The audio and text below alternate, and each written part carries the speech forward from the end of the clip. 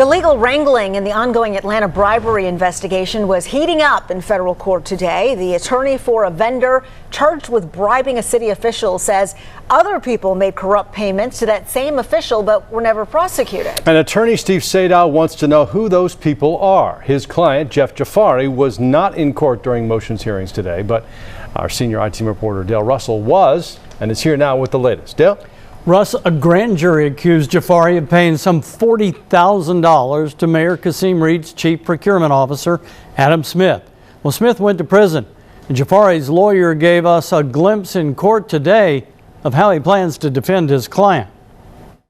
You confident? I'm only asking for discovery matters. Defense attorney Steve Sadow heads into federal court with the hope of discovering key information that he thinks can help his client, Jeff Jafari. No, we're not. I don't want to talk. Earlier this year, a federal grand jury handed up a 51-count indictment against Jeff Jafari, charging him with bribery, tax evasion, and money laundering.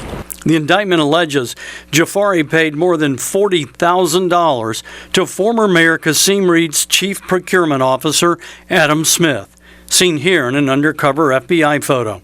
In January of 2018, Smith pleaded guilty to one count of bribery conspiracy.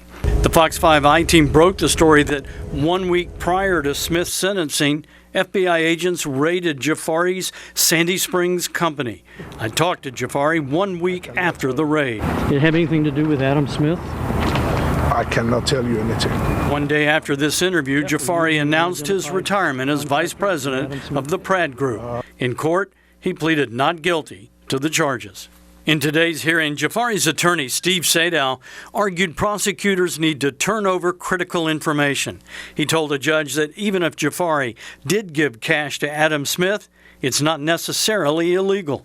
If you give it to him as a friend, if you give it to him as goodwill, if you give it to him for any reason that is other than dishonesty in the way he would use his influence, it's not illegal. That's the nature of the law. Sadow argued there'd be no reason for his client to give Smith a bribe because he said Smith's job as head of procurement didn't allow him to influence who could win bids at the city. Adam Smith did not have the authority to approve projects in the city of Atlanta. Sadow pointed out other people gave Smith cash payments and weren't charged with a crime.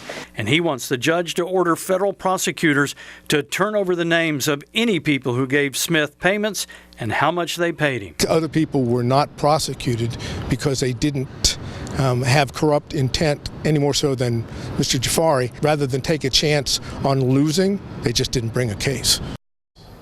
And Steve Sadow also filed a motion asking a judge to suppress 3 statements made by Jeff Jafari during his arrest and before he was indicted.